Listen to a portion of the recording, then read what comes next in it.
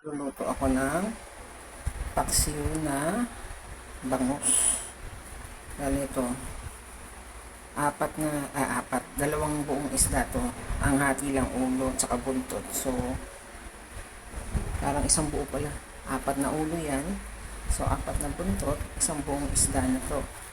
Ang gagamitin ko, bawang, luya, okra, sibuyas.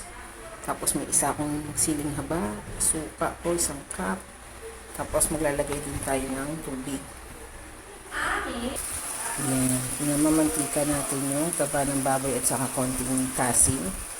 Pag naging oily na yan, lalagyan na natin yung luya, bawang, sibuyas. Tapos yung isda. Yung isda ko palang bangus.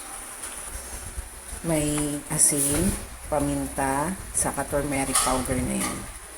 Para matanggal yung lansa.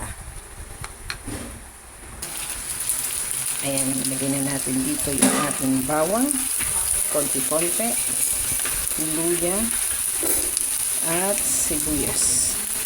Konti-konti lang muna. Kasi lalagay na natin yung ating isda. Ayan na natin kumulo. Ayan, magle-layering na tayo dyan. So, lalagyan na natin yung ulo, buntot, buntot. Ayan. Tapos konting suka.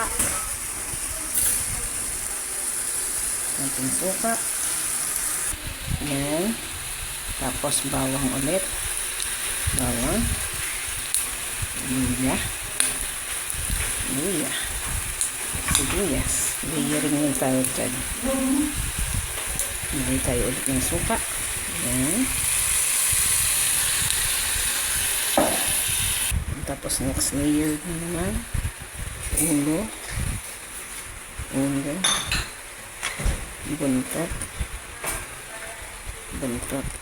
ayan. Tapos lahat na ng suka, maglalagay rin tayo ng tubig. Ang huli natin dyan yung okra at saka yung siling haba. So the rest of the ingredients nasa top na niya. Ayan. Ayan ang gagawin natin.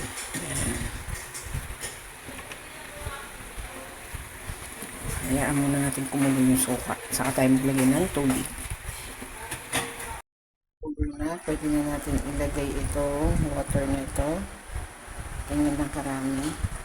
Dahan-dahan. Para mapakulo ng husto yan. Maluto. May sabaw. At syempre, lalagyan natin siya ng konting sugar. Ito. Sugar dito natin ilagay. Yan. Paligid. Hayaan lang natin kumulo yung ating suka at saka tubig combination. Saka natin tatakpan. Ayan na. Saglit lang naman lutuin yung ating paksiw na bangus. Ayan, kumukulo-kulo pa lang doon sa gilid pa lang, hindi ka sa lahat. Ayan, kumukulo na. Pwede nang takpan. Ayan. Titikman ko na ito ulit mamaya. Pwede na natin ilagay ang ating mga okra.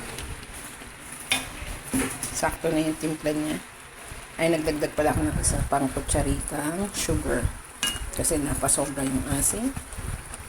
Yan na. Diba? Ito na yan. Tatakpan lang natin. Pakuluan natin mga 2 minutes.